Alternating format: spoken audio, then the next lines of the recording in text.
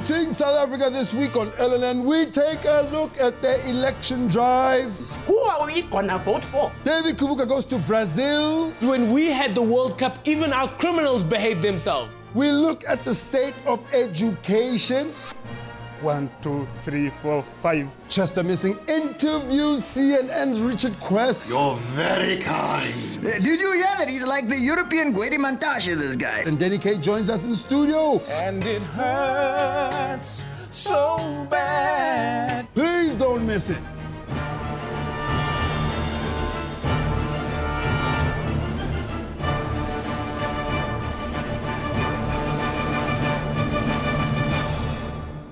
It's been a month of bruises for Nkandla's favorite son. Having dodged the blame for the Gupta air show at Waterkloof, our commander-in-chief decided he needed to be more hands-on. So what did he do? He decided to rescue the economy by giving us one of his famous motivational speeches. And we all know how that ended. And after facing the firing squad in Parliament, our country's #1 bachelor was left battered and bruised like a 2-week-old apple at Fruit and Veg City. It's rough out there for a comrade. And it's not getting any better. This week, MPs once again laid into the president with kidney blows, uppercuts, grilling our president over his relationship with the Guptas, questioning why Atul had the president on speed dial. But our president is just a friendly guy, he explained. Any member of the public within South Africa and beyond our borders is free to contact members of my cabinet, the executive, or the public service directly. He went on to say that every human being has a right to have friends of their choice. Yeah, Jacob, I mean, everyone can be friends with anyone. All I'm saying is that the last person who was your friend was sentenced to 15 years at Sun City. And I'm not talking about the Sun City with the Valley of the Waves and the Gupta wedding. No, I'm talking about the other Sun City where people bend over to pick up soap. Jacob was quick to remind Parliament that he must not be blamed for everything.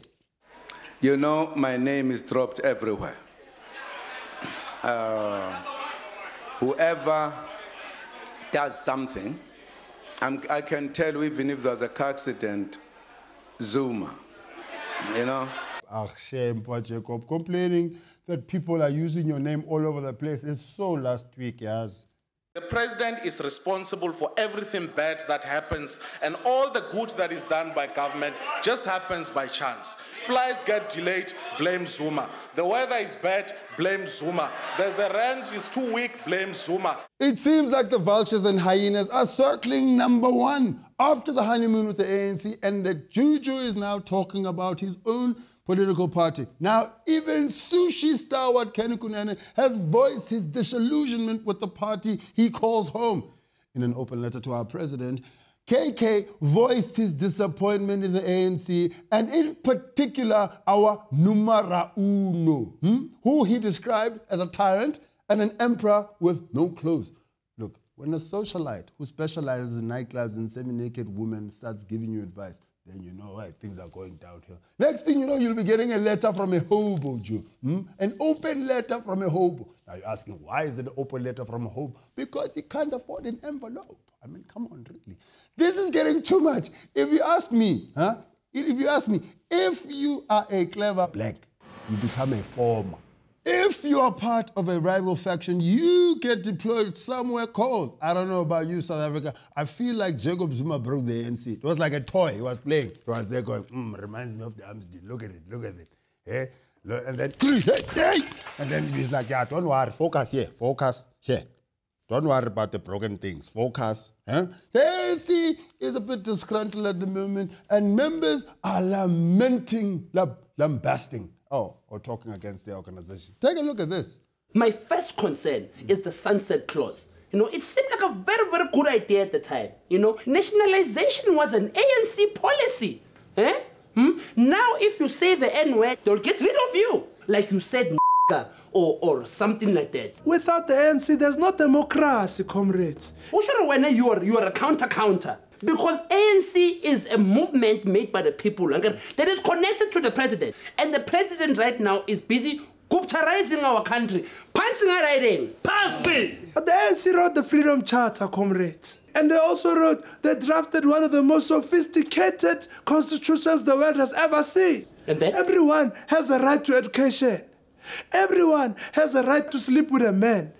Everyone has a right to write an open letter, comrade. Just because you're gay and then you have a buzzer at the same time. The right to education means nothing. It means nothing because the same people are not delivering textbooks. Look at the Nganda. Look at e-tolling. Yes. Blue lights everywhere. Now that simply means that we must pay an extra 500 rand to go to work every day. Passing a riding. Passing! Passing a riding. Passing! If you hate the ANC so much, then why don't you start your own party? Okay. Oh, okay. Then. Am I at the right meeting?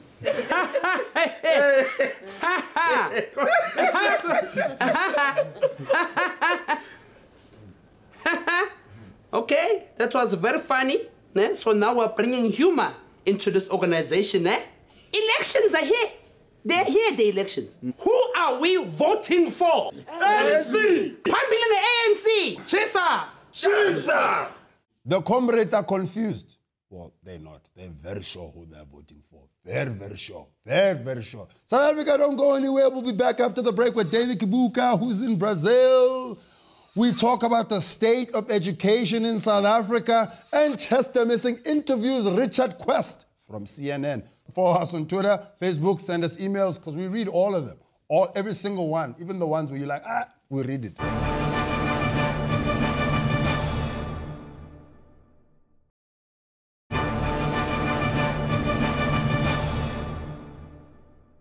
Welcome back. We now cross over to our international correspondent, David Kabuka, who's in Sao Paulo. Dave, what's happening there? The Brazilians are protesting against their corrupt government, and they've chosen to do this when the whole world is focused on them. They don't understand the concept of behaving when you have visitors. Because when we had the World Cup, even our criminals behaved themselves. Like during the World Cup, before they stole your laptop, criminals would ask, have you backed up your information? Have you backed up your information? Yeah, I wish that continued with that now, Dave. Me too, Loy. But what's really on my mind is Madiba. I'm glad to see that this whole Madiba situation is bringing the country together. Like we can return to a time when people of all races, black, white, Indian, colored, and Chinese, all did their shopping at ShopRite and Checkers. Dave, I don't think that was quite Madiba's dream, okay? What happened to the Rainbow Nation, Loy? Like, when you go to rallies these days, you realize that the country is very split along racial lines. The ANC used to be a multicultural organization, but now it's only comrades. And at ANC rallies, there's always a guy who comes to warm up the crowd before the big leaders come on to speak. He hypes the crowd up, Loy. He hypes the crowd up. Because black people don't just hate white people from when we wake up. We have to be reminded. Dave, when were you ever at a rally? The guy comes out and says, I say AN, you say C, AN. C. I say AN, you say C, AN. C. But then it gets boring, and it's a stadium full of people. So they need to say something different, something that is close to our hearts as black people. He says, I say chicken, you say wings, chicken. Wings. What do you take me for, David? We need to unite the country, not only for ourselves, but because we are the powerhouse of the African continent.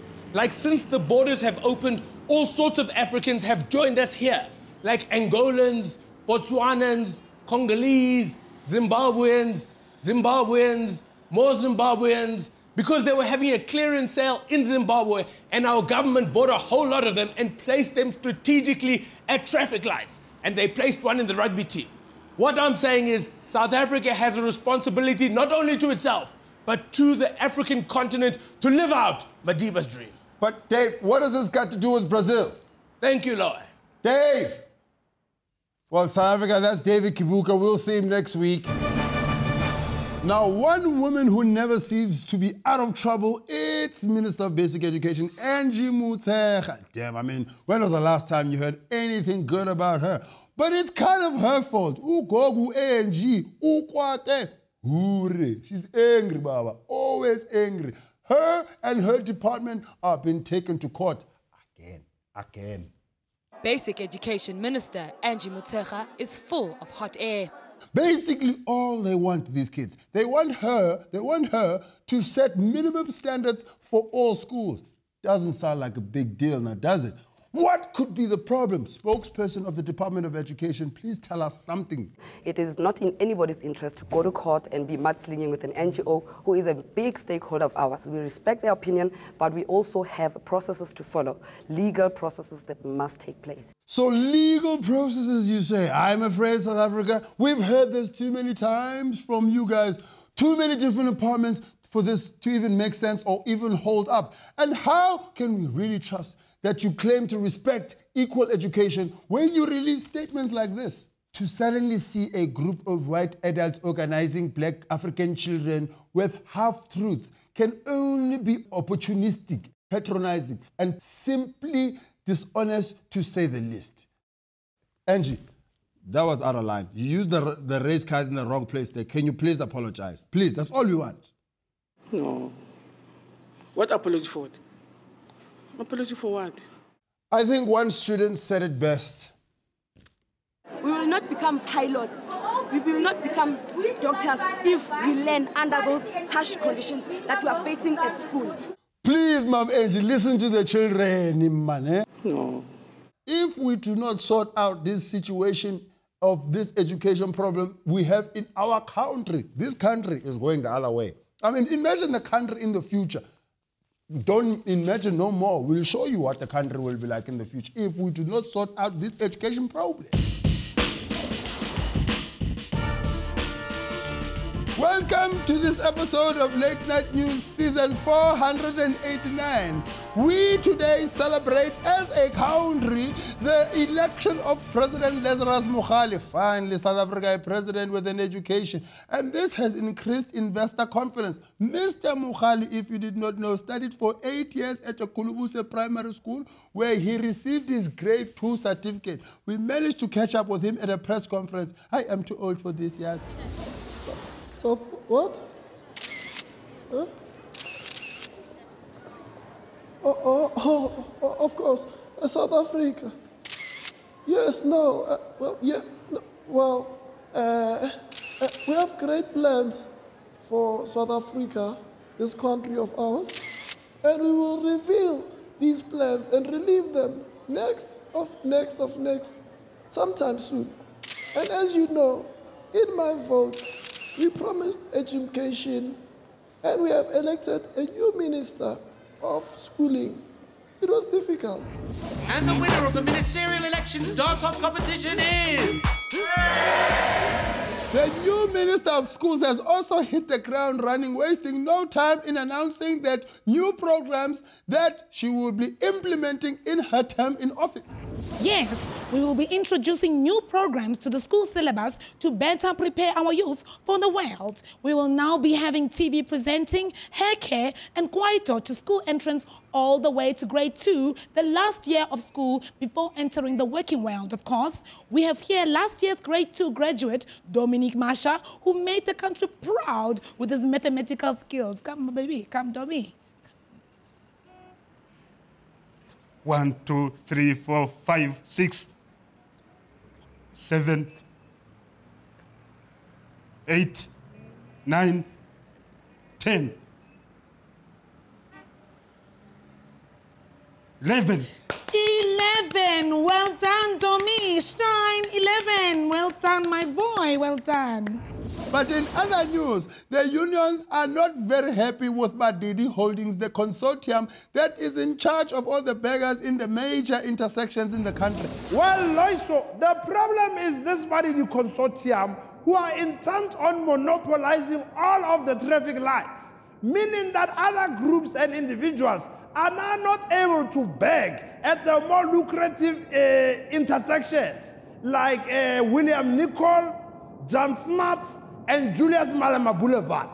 This is harming the spread of wealth in our country, and we are seeing a drain of talent from our shores, where all our best beggars are now going to beg in Europe and other countries with better opportunities. That's our future South Africa, thanks to Angie and Brad Jacob. After the break, Chester Missing talks to Richard Quest from CNN. Find us on Twitter, find us on Facebook, send us emails, and we'll see you shortly.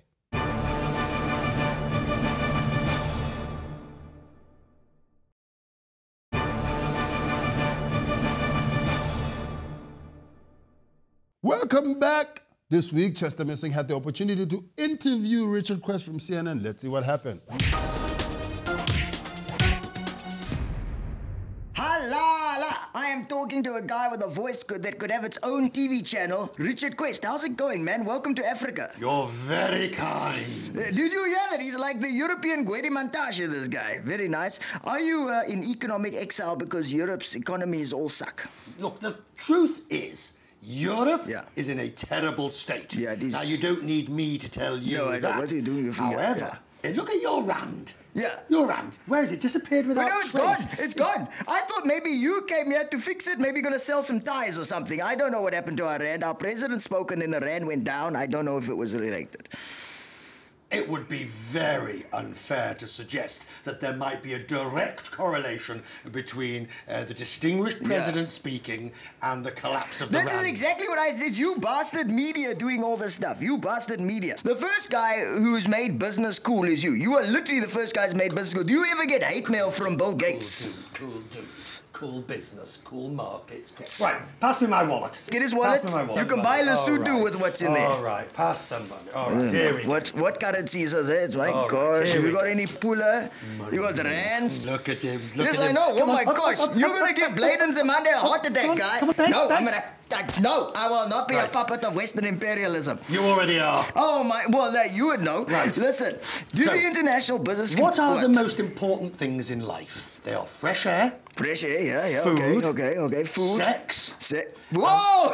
Yes, this guy. After that, it is how you earn and spend your money. Now, money is morally neutral, but how you earn it and what you're prepared to do with it, those are the issues. No, give it here. Get back. No, give it Get back, I know your sort. Don't you throw Mandela's around. Yeah, I know you were. My mother told me about people like you. Does the international media really just see Africa as one big Lion King movie with a couple of dictators and starving kids? Because that's how you seem to portray us, boss. So, the media looks at Africa, and when we look at Africa, you try to obviously realise and recognise that you're talking about many countries with many different issues. That is untrue. Cape Town, Lesotho, Nigeria, etc. Absolutely. And the point about I'm saying about you try your best to bring out the differences, but always recognising that there's only a certain amount of time in which you can do it. No, that's fair. That's exactly now the question. You see people say, no, Africa's a seventh of the world's population, but you only give it an hour a week on CNN. I mean, what, is CNN like a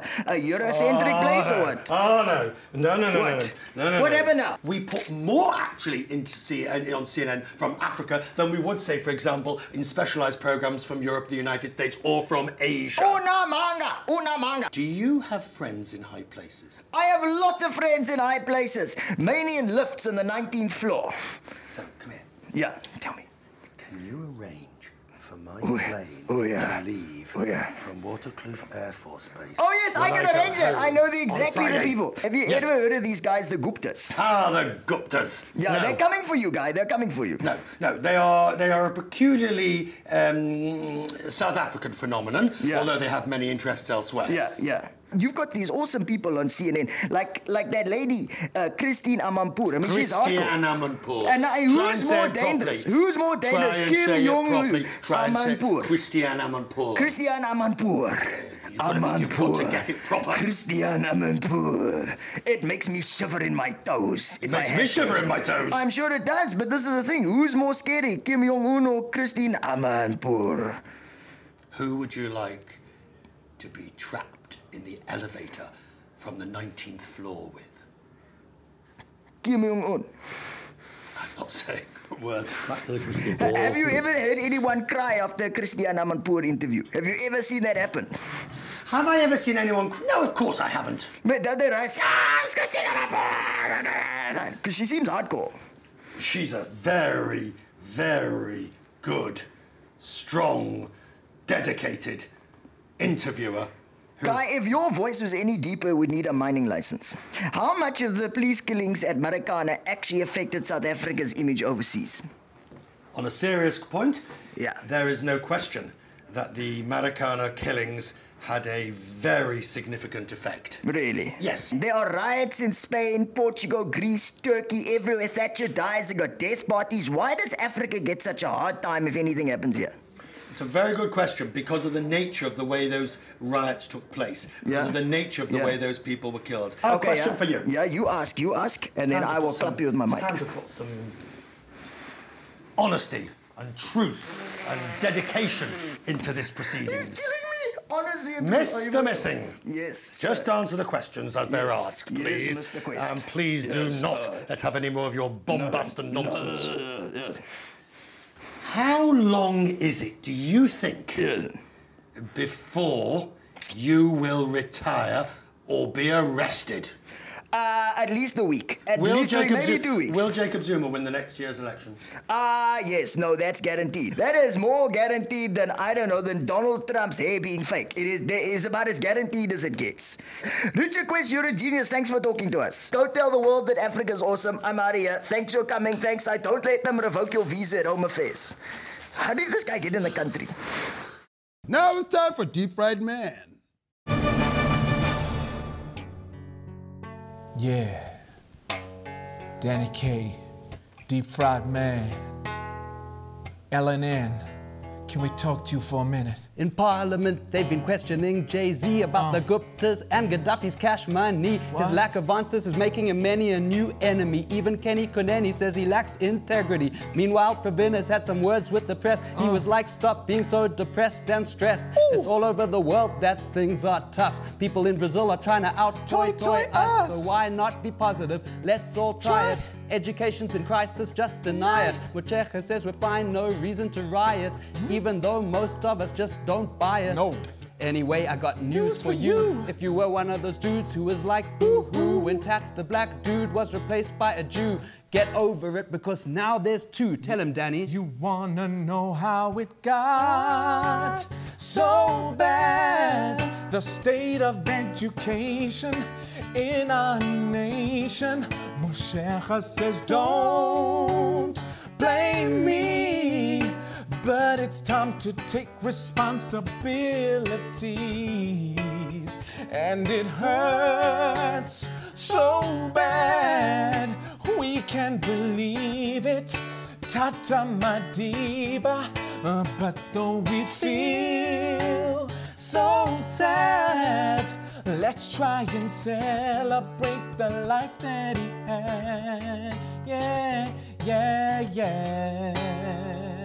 Signing out. Danny K signing out. Deep Fried Man signing out. Nah, I'm signing out. No, I'm signing out. Nah, dude, I'm signing out. I'm signing out. Goodbye. We'll see you guys next week. Find us on Twitter, find us on Facebook, send us emails. Goodbye, and next week we'll see you, I guess. Yeah.